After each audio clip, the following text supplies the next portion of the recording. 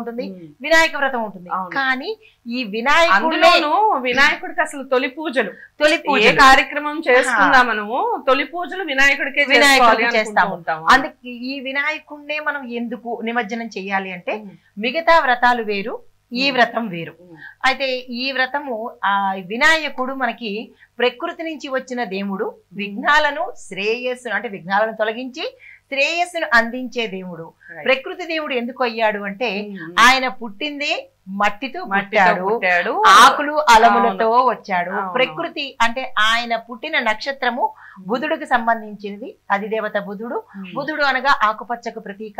మన ప్రకృతి కూడా ఆకుపచ్చగా ఈ సమయంలో ఉంటుంది. గ్రీష్మ తాపాన్ని నుంచి బయటపడి చక్కచక్కని వాతావరణంతోనూ, చల్లని గాలులతోనూ, వర్షాలు చిరుజల్లులతోనూ. ఇంకొక విషయం ఏంటంటే అసలు గణనాయకుడు వివిధ ప్రాంతాల్లో చూస్తే పండ్లతో చేసిన గణనాయకులు కనపడుతూ ఉంటారు, ఆకులతో చేసిన గణనాయకులు కనపడుతూ ఉంటారు. అసలు ప్రాంతాల వారీగా ఒక్కొక్క రకంగా మనకి గణనాయకులు కనపడుతూ ఉంటారు. అసలు అంటే ఏ దేవుడు కూడా ఈ రకంగా కనపడడం ఎప్పుడు చూడరు. అంటే ఇప్పుడు మనకి 1,00,000 చీరలతో కూడా గణనాయకుడిని చేశారు ఈ సంవత్సరం. 1,00,000 చీరలతో చేశారు, నోట్లతో చేస్తుంటారు, పళ్ళతో, ఆకులతో. అంటే ఆయన ప్రకృతితో పుట్టినటువంటి దేవుడు కాబట్టి మళ్ళా ప్రకృతిలోకే వెళ్ళాలి అన్న ఆధారంగా మనకి ఈ నిమజ్జనం అనేది జరిగింది. అయితే ఇక్కడ ఒకటి ఏంటంటే ఈయన ద్వైమాతురాయన మహా అనే ఒక పేరు కూడా ఈయనకు ఉంది. ద్వైమాతురాయన మహా అంటే ఇద్దరు తల్లుల్ని కలిగినటువంటి వారు. ఒకళ్ళు పార్వతి, 2 గంగా తల్లి.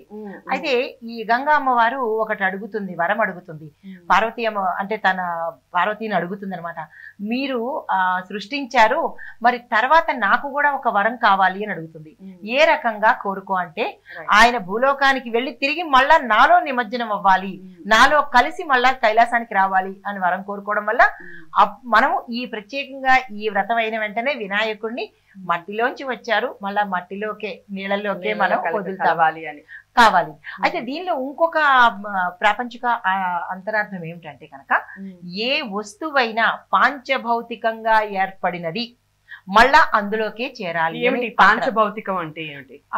పంచభూతాలతో ఏర్పడినది ఏ వస్తువైనా సరే, మనిషి కావచ్చు, వస్తువు కావచ్చు, మళ్ళా తిరిగి అందులోకే వెళ్ళాలి అనే సందేశము మనకి వినాయక వ్రతంలో కనబడుతుంది.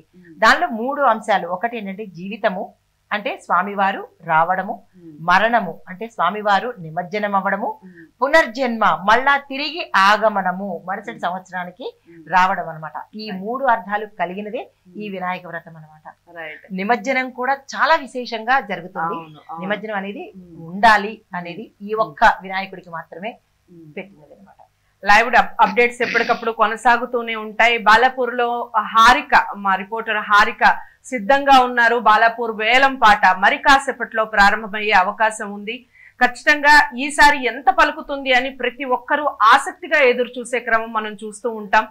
గత సంవత్సరం చూస్తే 2024లో చూస్తే 30,01,000 వరకు పలికిన వేలంపాట, 2023లో చూస్తే 27 లక్షలు పలికిన వేలంపాట ఈ సంవత్సరం ఏ విధంగా పలుకుతుంది, ఎవరు సొంతం చేసుకుంటారు అని ఉత్కంఠ కొనసాగుతూ ఉంది. ప్రతి ఒక్కరూ ఆసక్తిగా ఎదురు చూస్తూ ఉన్నారు. టీవీలకు అతక్కుపోయారనే చెప్పొచ్చు ఒక రకంగా చెప్పాలి అంటే.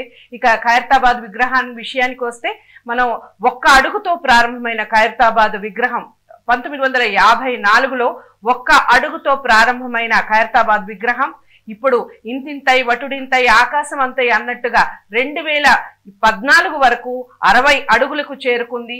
అలాగే పర్యావరణ దృష్ట్యా, ఇటు నిమజ్జనం దృష్ట్యా, పోలీసు వారి ఆంక్షల దృష్ట్యా అడుగు తగ్గించాలి అని, ప్రతి సంవత్సరం తగ్గిస్తూ ఉండాలి అని చెప్పిన ప్రకారంగా తెలంగాణ వ్యాప్తంగా ఉన్న వివిధ విగ్రహాలకు కూడా ఎటువంటి ప్రాబ్లం రాకుండా ఉండాలి అన్న కమిషనర్ యొక్క ఆదేశాల మేరకు ఒక్కొక్క అడుగు తగ్గించుకుంటూ వచ్చారు. అయినప్పటికీ ఈ సంవత్సరం 69 అడుగుల వరకు విగ్రహం ఉన్నట్టుగా మనకి సమాచారం అందుతోంది. మరి కాసేపట్లో నిమజ్జనానికి వెళ్తూ ఉన్నారు మహా గణనాయకుడు. శోభాయాత్ర కొనసాగుతూ ఉంది. లైవ్ అప్డేట్స్ ఎప్పటికప్పుడు మెగా9 లో ప్రసారం అవుతూ ఉంటాయి. నాతో పాటు రఘుప్రియ గారు ఉన్నారు. శోభాయాత్రకి సంబంధించిన మరిన్ని విశేషాలు తెలుసుకునే ప్రయత్నం చేద్దాం. రఘుప్రియ గారు, మనకి ఈ శోభాయాత్ర కానివ్వండి, ఈ జన సద్దోహం కానివ్వండి, ఇంకే మరి ఏ పండక్కి కనపడదండి, ఎక్కడా కనపడదు. మన హుస్సేన్ సాగర్ ఆల్మోస్ట్ జన సంద్రోహంగా మారిపోతుంది. కాసేపట్లో చూస్తే అసలు అక్కడ జనం ఉన్నారా, విగ్రహాలు ఉన్నాయి, వేల కొద్ది విగ్రహాలు.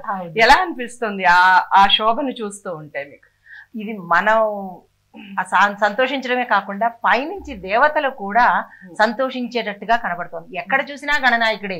ఎవరి నోట్లోంచి విన్నా గణపతి బప్ప మోరియా అని అంటారు తప్ప ఇంకొక నామం అనేది ఎక్కడా వినిపించదు, కనిపించదు కూడా. ఇది చెప్పాలి అంటే ప్రకృతి పులకించేటటువంటి ఒక ఇందాక అనుకున్నట్టుగా శోభాయమానమైనటువంటి పండగ, యాత్ర. ఇది ప్రతి ఒక్కళ్ళు అంటే ప్రతి దేవీ దేవతలు కూడా సంతోషించేది, మనుషులు కూడా సంతోషించేది. ఈ యాత్ర చేయడం వల్ల ఎందుకు దీని తర్వాత నుంచి అంటే ఈ వినాయక వ్రతంలోను వినాయక పండగలోను 2 రకాల ఆంతర్యాలు ఉన్నాయి. చెప్పండి. ఇక ఈయన పండగ మొదలైన దగ్గర నుంచి ప్రతి మనిషి అంటే మానవులందరూ శుభకార్యాలు చేసుకోవడానికి నాంది ప్రస్తావన ఈ వినాయకుడి వ్రతం అనమాట. ఇంక ఇక్కడ నుంచి మనకి గమనించండి, ప్రతిదీ పండగలే, ప్రతి క్షణము మళ్ళీ దుర్గాష్టమి, శివరాత్రి, శివరాత్రి కాదు మనకి కార్తీక మాసం శివుడి పండుగ, ఇంకా ప్రతిదీ మనకి పండగలు.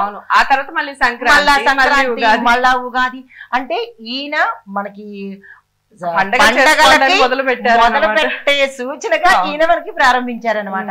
పండగలకి, శుభకార్యాలకి ఈయన. ఇక పెళ్లిళ్ళు, వ్రతాలు, నోములు, ఇంకా ఒకటేమిటి ఈయన పండగ తర్వాత నుంచి మనకి విశేషమైన ఎటువంటి అడ్డంకులు లేకుండా ఈయన నాంది ప్రస్తావనగా మనకి ఈ వ్రతం ఒకటి కనబడుతుంది. మిగతా వ్రతాలకి ఈ వ్రతాలకి తేడా ఏంటంటే ఈ సత్యనారాయణ వ్రతం చేస్తే ఆ స్వామిని చేసేసి మళ్ళా మనం దాచుకుంటాము ఆ విగ్రహాన్ని.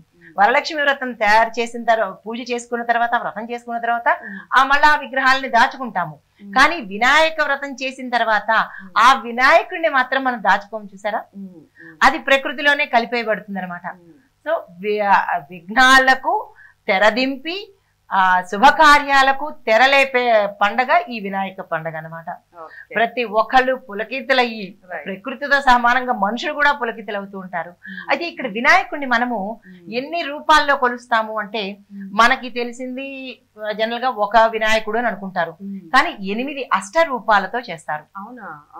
షోడశ రూపాలు 32 రూపాలతో ఉంది. కానీ మనము ప్రత్యేకంగా ఈ సమయంలో పూజ చేసుకునేది అష్ట వినాయకులు. అష్ట వినాయకులు అంటే వాళ్ళ పేర్లు కూడా లంబోదరుడు, దామోదరుడు, ధూమ్రభద్రుడు, గజాననుడు, గణేశుడు, వక్రతుండు, ఏకదంతుడు. ఇలా ఒక్కొక్క నామానికి ఒక్కొక్క ప్రత్యేకత ఉంటుందన్నమాట. ఈ 8 నామాలు ప్రత్యేకంగా మనం ఈ సమయంలో తలుచుకోవాలి. విఘ్నాలను తొలగించడంతో పాటు శ్రేయస్సుని, సంపదను కూడా ఇచ్చే అధిదేవుడు ఈయనమాట. ఈయన పూజించడంలో ముక్కోటి దేవతల్ని పూజించిన విశేషమైన ఫలితం కలుగుతుంది. ఎందుకు? ముక్కోటి దేవతలు ఈయనకి వరం ఇచ్చారు కాబట్టి ఈయన్ని పూజిస్తే ముక్కోటి దేవతల్ని పూజించినట్టు. ఇంకొకటి కూడా ప్రతి శుభకార్యానికి ముందు ఈయన్నే పూజించాలని వరం ఇచ్చారు కాబట్టి ఇంకా వినాయకుడు అంటే సర్వజన సమ్మోహనుడు, లంబోదరుడు, వికట రూపుడు. మరికొన్ని విశేషాలు మళ్ళీ తెలుసుకుందాం.